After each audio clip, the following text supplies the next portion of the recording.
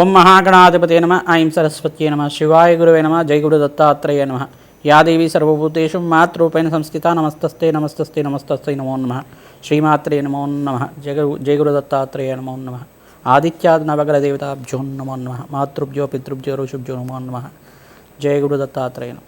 YouTube ప్రేక్షకులందరికీ కూడా నమస్కారం అండి. నేను పాలపర్తి గురునాథ్ శర్మ, జ్యోతిషం వాస్తు సిద్ధాంతిని.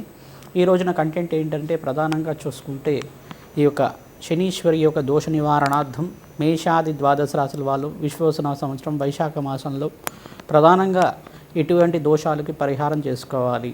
ప్రధానంగా శనీశ్వరు యొక్క కారకత్వాలు చూసుకుంటే శనీశ్వర జయంతి అంతా కూడా ఈ యొక్క వైశాఖ మాసం అమావాస్య రోజున సంభవిస్తుంది. 27వ తారీఖు, మే నెల 27వ తారీఖు సంభవిస్తుంది. కావున ప్రధానంగా మేషాది ద్వాదశ రాశుల వాళ్ళు ఎవరికైతే కనుక ప్రధానంగా ఈ యొక్క ఏలినాటి శని ప్రభావం కానీ, అర్ధాష్టమ శని ప్రభావం కానీ, అష్టమ శని ప్రభావం కానీ, జాతకరీత్యా గోచార రీత్యా కానీ మీకు జన్మజాతకంలో శని దోషాలు కానీ ఉంటే కనుక శనీశ్వర దోష నివారణార్థం అంతా కూడా కర్మఫలదాతైన శనీశ్వరుడు అంతా కూడా యోగకరంగా ఉంటే విపరీత రాజయోగానికి కారణమవుతాడు. ఎప్పుడైనా శనీశ్వరుడు ఎప్పుడైనా కానీ శనీశ్వరాయ నమ శనియా అని చెప్పేసి అంటే శనీశ్వరుడు ఎప్పుడైనా కానీ మెల్లిగా నడిచేవాడు, నెమ్మదిగా నడిచేవాడు, మందగమనుడు అని చెప్పేసి అంటారు. ఆయనంతా కూడా నిదానంగా నడిచేవాడు. ఎప్పుడైనా కానీ శనీశ్వర గోచార సంచారం అంతా కూడా ప్రతి రాశి నుంచి ఇంకో రాశికి మారడానికి 2.5 సంవత్సర కాలం ఉంటుంది. ఎప్పుడైనా కానీ ఆ 2.5 సంవత్సర కాలంలో ఈ యొక్క దశ విధానంగా వాళ్ళకంతా చూసుకుంటే ఈ యొక్క వ్యయ స్థానంలో, జన్మస్థానంలో, మళ్ళీ ద్వితీయ స్థానంలో అంతా కూడా సంచారం చేసినప్పుడు గోచార రీత్యా శనీశ్వర సంచారం జరిగినప్పుడు ఏలినాడి శని ప్రభావం అనేది ఆయా రాశుల వాళ్ళకి వస్తుందని చెప్పేసి అని చెప్పడం జరుగుతుంది. ప్రధానంగా శనీశ్వరుడు అంతా కూడా చూసుకుంటే శనీశ్వర జయంతి అంతా కూడా ఈ యొక్క వైశాఖ మాసం అమావాస్య రోజున సంభవిస్తుంది. కావున ఆ రోజున మేషాది ద్వాదశ రాశుల వాళ్ళు ప్రధానంగా శనీశ్వర ప్రీతికరంగా తైలాభిషేకం చేయించుకోవడం మరియు తిలలు దానం చేసుకోవడం, ప్రధానంగా కొత్త బట్టలు కానీ దానం చేసుకోవడం వల్ల, బ్రాహ్మణోత్తం కంతా కూడా సంకల్పపూర్వకంగా దానం చేసుకోవడం వల్ల వాళ్ళ జాతక రీత్యా కానీ గోచార రీత్యా కానీ శనీశ్వర దోష పరిహారం జరిగి అష్టేశ్వర యోగం కలగడానికి శనీశ్వరుడు ఎప్పుడైనా కానీ రాజయోగ కారకుడు ఎప్పుడైనా కానీ శనీశ్వరుడు ఇచ్చిన ఐశ్వర్యం ఏ గ్రహం కూడా ఇవ్వలేదని చెప్పేసి మనకు జ్యోతిష పరిభాషలో చెప్పడం జరుగుతుంది. విపరీత రాజయోగానికి కారణం ఎప్పుడైనా కానీ శనీశ్వరుడు అంతా కూడా రాజయోగ కారకుడు అని చెప్పేసి చెప్పడం జరుగుతుంది. కావున ఈ దోష పరిహారార్థం అంతా కూడా శనీశ్వర చరిత్ర అంతా కూడా వినడం వల్ల జన్మ ఇతిహాసంలోకి వెళ్తే కనుక ప్రధానంగా ఛాయా మార్తాండ సంభూతుడైన శనీశ్వరుడు ఇతిహాసం చూసుకుంటే కనుక సూర్యనారాయణ స్వామి యొక్క సూర్యలోకంలో అంతా కూడా నివాసం ఉన్నప్పుడు సూర్యనారాయణ స్వామి భార్య పేరు అంతా కూడా సంధ్యాదేవి. సూర్యనారాయణ స్వామి అంతా కూడా సూర్యలోకంలో ఉన్నప్పుడు సూర్యుడంతా కూడా ప్రచండ తేజంతో ఉన్న మార్తాండు అంటే బాగా వేడిగా ఉండే గ్రహం కావున, బాగా ఉగ్రంగా ఉండే గ్రహం కావున మార్తాండు ఆ యొక్క సంధ్యాదేవి అంతా కూడా సూర్య భగవానుడి యొక్క వేడిని తాపాన్నంతా కూడా భరించలేక తన పుట్టింటికి వెళ్ళిపోతుందట. పుట్టింటి అంటే ఇక్కడ చూసుకుంటే విశ్వకర్మ యొక్క కుమార్తె సంధ్యాదేవి. ఆ సంధ్యాదేవి అంతా కూడా తన పుట్టింటికి వెళ్ళి తండ్రికి అంతా కూడా ఆమె పడే కష్టం అంతా కూడా చెప్పిందట. ఇలా నా భర్తను వదిలేసి వచ్చేసాను, ఇట్లా సూర్య భగవానుడు అంతా కూడా ఆయన వేడిని తాపాన్నంతా కూడా భరించలేకున్నాడు, ద్వాదశాదిత్య రూపంలో వేడిగా ఉంటున్నాడు, ఆ వడినంతా కూడా నేను భరించలేకున్నాను అని చెప్పేసి చెప్పిందట. చెప్పిన తర్వాత ఇలా భర్తకి చెప్పకుండా రావడం అనేది అధర్మం అని చెప్పేసి చెప్పడం వల్ల అక్కడ భర్త దగ్గర నుంచి వచ్చేటప్పుడే నేనంతా కూడా ఒక ఉపాయం చేశాను.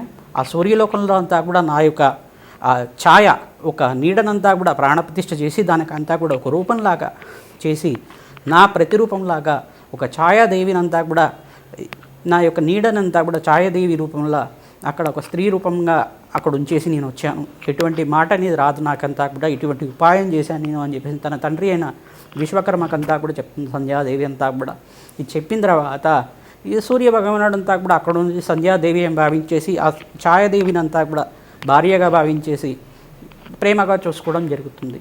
ఆ ఛాయాదేవికి మరియు సూర్య భగవానుడికి ఇద్దరికీ కలిగిన కుమారుడే ఈ యొక్క శనీశ్వరుడు. తద్వారా ఇక్కడ సూర్య భగవానుడికి ఈ యొక్క యముడు మరియు యమి అని చెప్పేసి అని సంధ్యాదేవికి కలగడం జరిగింది. ఇటువంటి సూర్య భగవానుడి ఇతిహాసం అంతా వినడం వల్ల శనీశ్వరుడి ఒక జన్మ ఇతిహాసం వినడం వల్ల సకల గ్రహదోష నివారణ జరుగుతుంది, సర్వత్రా జయం కలుగుతుందని చెప్పేసి అని. మరియు ఇక్కడ విశ్వకర్మ సంధ్యాదేవి యొక్క తండ్రి విశ్వకర్మ అంతా కూడా సంధ్యాదేవి అంతా కూడా కోపంతో వచ్చావు, నువ్వంతా కూడా భర్తకు చెప్పకుండా వచ్చావు అని చెప్పేసి అనడం వల్ల ఇక్కడ శాపం పెట్టడం, నువ్వంతా కూడా భూలోకంలో ఈ యొక్క అశ్వరూపంలో అంతా కూడా విహరిస్తూ ఉంటావు అని చెప్పేసి శాపం పెట్టడం. ఈ యొక్క ద్రివిదేవ దృష్టితోటి ఈ యొక్క సంధ్యాదేవిని అంతా కూడా నువ్వు సంధ్యాదేవి వెతుక్కోవడానికి సూర్యభగవానుడు అంతా కూడా ముల్లోకాలు తిరుగుతున్న సమయంలో దివ్య దృష్టితోటి చూస్తాడనమాట. ఇక్కడ ఉండేది సంధ్యాదేవి కాదు, ఛాయగా భావించి ఆ విషయమంతా కూడా తెలుసుకున్న తర్వాత, ఈ విషయమంతా కూడా తెలుసుకొని అక్కడ విశ్వకర్మ అంతా కూడా చెప్పిన తర్వాత, విరాట్ విశ్వకర్మ అంతా కూడా దేవతల యొక్క శిల్పి అనమాట. అటువంటి శిల్పి అంతా కూడా చెప్పిన తర్వాత దివ్య దృష్టితో తెలిసిన విషయమంతా కూడా తెలుసుకొని తన తాపాన్ని తగ్గించుకోవడానికి ఉపాయం చెప్పమని చెప్పేసి విశ్వకర్మని అడిగిన తర్వాత ఆయన వేడిలో శక్తిలో ఉండే 10వ వంతు కానీ తీసుకొని దేవతల యొక్క అస్త్రాలకంతా కూడా దారపోయడం వల్ల కొంచెం శక్తి తగ్గుతుంది, మళ్ళీ పెరుగుతూ ఉంటుంది.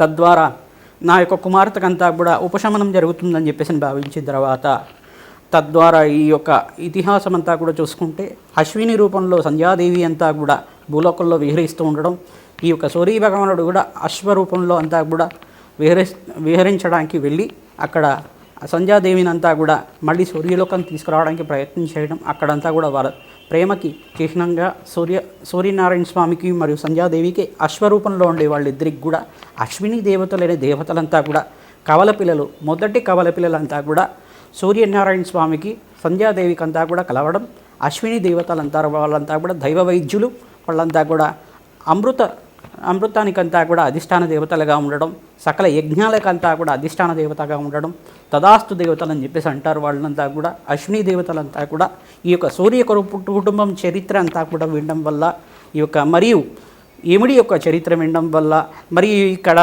శనీశ్వరుడు జయంతి రోజున శనీశ్వరుడు యొక్క జన్మ ఇతిహాసం అంతా కూడా తెలియడం వల్ల వాళ్ళకంతా కూడా మంచి జరుగుతుంది. శనీశ్వరుడు జనించగానే నేనంతా కూడా ఈ యొక్క కర్మఫలదాతగా నియమించడం, పరమేశ్వరుడు అంతా కూడా ఒక శక్తి అనేది వాళ్ళకి ఈ యొక్క గ్రహమండలంలో ప్రధానమైన గ్రహంగా ఒక ఉచితమైన స్థానాన్ని ఇవ్వడం, మరియు తన తండ్రితోటి కోపంతో ఉండడం వల్ల తన తండ్రి మీదే తన శక్తి అంతా కూడా ప్రయోగించడం, శనీశ్వరుడు అంతా కూడా ప్రయోగించడం వల్ల ఇది తప్పని చెప్పేసి వారించిన పరమేశ్వరుడు అంతా కూడా సామరస్యంగా మాట్లాడడం, మరియు శనీశ్వరుడు అంతా కూడా ప్రధానంగా చూసుకుంటే కర్మఫలదాత. ఎవరు ఏ కర్మ చేస్తే వాళ్ళకి ఆ కర్మని ఇచ్చే దేవుడిగా కర్మఫలదాతగా ఉండడం, నిర్దిష్టమైన సమయంలో వాళ్ళకంతా కూడా శని మహర్దశ వచ్చినప్పుడు కానీ, శని అంతర్దశ వచ్చినప్పుడు కానీ ఎటువంటి కర్మనికి వాళ్ళకు అనుభవించాలో వాళ్ళకంతా కూడా ముందుగానే కర్మ శేషాన్నంతా కూడా ఇవ్వడం, పూర్వజన్మ కృతం పాపం వ్యాధి రూపేణ పీడిత అని చెప్పేసి అంటుంది వేదం అంతా కూడా. పాపకర్మనంతా కూడా అనుభవించాలంటే వ్యాధి రూపంలో కానీ దుఃఖ రూపంలో కానీ పోవాలని చెప్పేసి అటువంటి కర్మలంతా కూడా ఇచ్చే దాతగా, అఖండమైన ఐశ్వర్యాన్ని ఇచ్చే దాతగా, రోగపీడ నుంచి బయటపడడానికి శనీశ్వర ఆరాధన చేసుకున్న వాళ్ళకి ప్రశాంతమైన గ్రహంగా, నెమ్మదంగా నడిచే గ్రహంగా, ప్రధానంగా మందగమనుడు అంటారు ఆయనంతా కూడా నెమ్మదంగా నడిచే గ్రహంగా ఉంటుందన్నమాట. ఇటువంటి శనీశ్వరుడు అంతా కూడా తత్వాన్ని తెలుసుకుంటే ఎవరూ భయపడ్డారు. అసలు శనీశ్వరుడు అని చెప్పేసి అందరూ కూడా భయపడుతూ ఉంటారు. అసలు శనీశ్వరుడు అంటే అసలు భయపడడానికే లేదు. ప్రధానంగా చూసుకుంటే సాక్షాత్ పరమేశ్వరుడే తన ప్రభావం అంతా కూడా చూపించారు. చెట్టు త్వరలో దాక్కున్నాడు పరమేశ్వరుడు అంతా కూడా. ఆ శనీశ్వరుడునంతా కూడా ఈ యొక్క దోష నివారణార్థం, ఎవరి జాతకంలో కనుక శనీశ్వరుడు దోషంగా ఉంటే కనుక వాళ్ళ జాతకంలో దోష నివారణార్థం అంతా కూడా ఈ చరిత్ర వినడం వల్లనే శని మాత్రం చేతని వాళ్ళకంతా కూడా ఇతిహాసం, జన్మ ఇతిహాసం, శనీశ్వరుడు యొక్క జన్మ ఇతిహాసం అంతా కూడా వినడం వల్ల సకల గ్రహ దోష నివారణ జరుగుతుంది. ఏళ్ళనాటి శని ప్రభావం కానీ, అర్ధాష్టమ శని ప్రభావం కానీ, అష్టమ శని ప్రభావం కానీ పటాపచలైపోతుంది. అఖండమైన రాజయోగం, విపరీత రాజయోగం అంతా కూడా మేషాది ద్వాదశ రాశుల వాళ్ళకి ప్రధానంగా ఈ యొక్క వైశాఖ మాసం అమావాస్య రోజున ఎవరైతే కనుక శనీశ్వర దేవాలయంలో, నవగ్రహ దేవాలయంలో శనీశ్వర ప్రీతికరంగా తైలాభిషేకము మరియు ఈ యొక్క తిలదానాలు చేసుకున్న వాళ్ళకి, విపరీత రాజయోగము, శివాభిషేకం చేసుకున్న వాళ్ళకి, తిలలతో అభిషేకం చేయించిన వాళ్ళకి, తిలలతోటి పరమేశ్వరుడికంతా కూడా అభిషేకం చేయించుకున్న వాళ్ళకి సకల గ్రహదోష నివారణ జరగడానికి ఆస్కారం ఉంటుంది. ప్రధానంగా మీరంతా కూడా హనుమత్ ఆరాధన చేసుకున్న వాళ్ళకి కానీ, లక్ష్మీ నరసింహస్వామి ఆరాధన చేసుకున్న వాళ్ళకి కానీ ప్రధానంగా ఎటువంటి శనిగ్రహ పీడ అనేది ఉండదన్నమాట. వాళ్ళంతా ప్రధానంగా ఏం చేయాలంటే, శనిగ్రహం దోషకారకంగా ఉంది, మేమంతా కూడా పాపభయిష్టంగా మా పాపకర్మంగా అంతా కూడా నివారణ చేసుకునే ప్రయత్నం చేసుకుంటాం. కష్టాల్లో ఉన్నాం, ఆర్థిక ఇబ్బందులు ఉన్నాం, అకాల కష్టాలంతా కూడా అనుభవిస్తున్న వాళ్ళు ప్రధానంగా వీరు చేయాల్సిన దేవతారాధన చేయాలి. ప్రధానంగా దేవుడిని ఎంతగా నమ్మితే అంత తొందరగా శనిగ్రహ దోష నివారణ జరుగుతుంది. శనీశ్వరుడు తైలాభిషేకం చేయించుకోవడం, జప హోమాది కార్యక్రమాలు ఆచరించుకోవడం వల్ల శీఘ్రంగా మీకు కష్టాలంతా కూడా తొలగి శనిగ్రహ పీడ అంతా కూడా పోయి, ప్రధానంగా శనిగ్రహ దోషం అంతా కూడా పోయి అఖండమైన శుభప్రదమైన గ్రహంగా మారుతుంది. శనీశ్వరుడు అంతా కూడా రాజయోగ కారకుడు, విపరీత రాజయోగ కారకుడు. ఈ యొక్క శనీశ్వర గ్రహం అంతా కూడా అనుగ్రహిస్తే దేశానికంతా కూడా ప్రధానమంత్రి అయ్యారట. శనీశ్వర గ్రహాన్ని అనుగ్రహిస్తే కనుక రాజయోగ కారకుడు, విపరీత రాజయోగ కారకుడు. ప్రధానంగా చూసుకుంటే ఇటువంటి దశల్లో అంతా కూడా శని మహర్దశలు రాజయోగ కారకుడు, రాజ్యానికి ఆధిపత్యం ఇస్తాడు, రాజయోగాన్ని ఇస్తూ ఉంటాడు. అంతర్దశలో కనుక శని యోగకరంగా ఉంటే అఖండమైన ఐశ్వర్యం వస్తారు, వ్యాపారం అభివృద్ధి అవుతుంది. శనీశ్వర దోషం అంతా కూడా ప్రధానంగా ఏలినాటి శనిలో వివాహాది శుభకార్యాలు జరిగిన వాళ్ళు చాలామంది ఉంటారు. ప్రధానంగా ఇటువంటి ప్రభావం అంతా కూడా వాళ్ళకి కర్మఫలదాత ఎటువంటి కర్మాన్ని ఇవ్వాలో ఆ కర్మాన్ని ముందుగానే వాళ్ళకంతా కూడా ఇవ్వడం, ఇక్కడే పాపకర్మనంతా కూడా అనుభవించేగా చేయడం, భ్రాంతిగా కర్మశేషం అంతా కూడా స్వల్పంగా అయ్యే విధంగా అనుగ్రహించడం. దేవతలు వాళ్ళంతా కూడా దేవతలు ధ్యానిస్తే కొలుస్తే కనుక అఖండమైన వరాలు ఇచ్చే దేవతలు కావున ఎటువంటి భయపడాల్సిన అవసరం లేదు. ప్రధానంగా శనీశ్వర దోష నివారణార్థం మీరు చేయాల్సింది ఏంటంటే శనీశ్వర స్తోత్రాన్ని చేసుకోవడం. ప్రధానంగా శనీశ్వర ప్రీతికరంగా పిప్పలాద ఋషి యొక్క చరిత్రని వినడం, పిప్పలాద ఋషి కృత శనీశ్వర స్తోత్రాన్ని వినడం కానీ, శనీశ్వర కవచాన్ని వినడం కానీ, చదవడం కానీ చేయండి. శీఘ్రంగా మీ జాతకంలో ఎటువంటి గ్రహదోషాలున్నా కానీ పోవడానికి ఆస్కారం ఉంటుంది. రాజయోగ కారకుడైన శనీశ్వర చరిత్ర అంతా కూడా వినడం వల్ల మీకు మంచి జరుగుతుంది. కావున శనీశ్వర జయంతి రోజున మీరు చేసుకోవాల్సిన పరిహారం అంతా కూడా చెప్పడం జరుగుతుంది. మేషాది ద్వాదశ రాశుల వాళ్ళు ఎటువంటి పరిహారం చేసుకోవాలి, ఈ శనీశ్వర జయంతి రోజున మీరంతా కూడా మంచి ఫలితాలు పొందాలని చెప్పేసి భావిస్తూ ఆశీర్వాదం చేస్తున్నాం.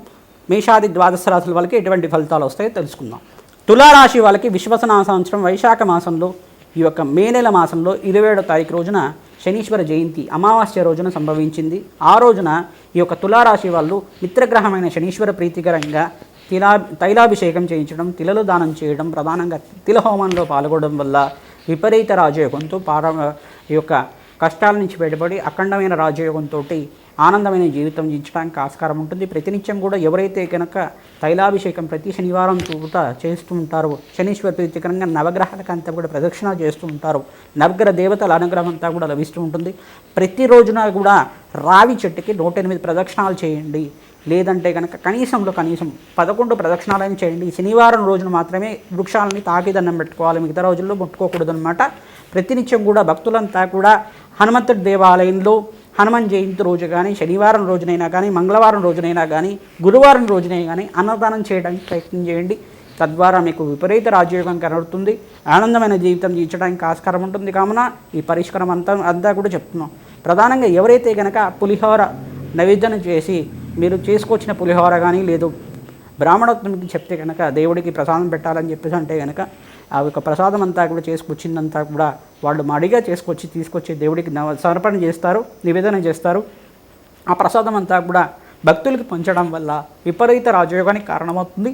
జన్మాంతరమైన మహాపాపాలంతా కూడా తీరి ఆనందమైన జీవితం, సుఖవంతమైన జీవితం జీవించడానికి, భోగభాగ్యాలతోటి అష్టైశ్వర్య ప్రాప్తి కలగడానికి ఆస్కారం ఉంటుంది. కావున ప్రధానంగా తులారాశి వాళ్ళు శనీశ్వర ప్రీతికరంగా తిలలు దానం చేసుకోవాలి, శుక్రుడి ప్రీతికరంగా బొబ్బర్లు దానం చేసుకోవాలి, ఈ యొక్క బృహస్పతికి ప్రీతికరంగా శనగలు దానం చేసుకోవడం, నవగ్రహ శాంతి హోమాది కార్యక్రమంలో పాల్గొనడం వల్ల విపరీత రాజయోగంతో వ్యాపారం అభివృద్ధి పదంలో పయనించడానికి ఆస్కారం ఉంటుంది. ఉద్యోగంలో మార్పులు, ఉద్యోగంలో ప్రమోషన్స్ రావడానికి ఆస్కారం ఉంటుంది. కావున తులారాశి వాళ్ళకి ఈ సంవత్సరం అంతా కూడా విపరీత రాజయోగం అనేది రాసిపెట్టి ఉంది.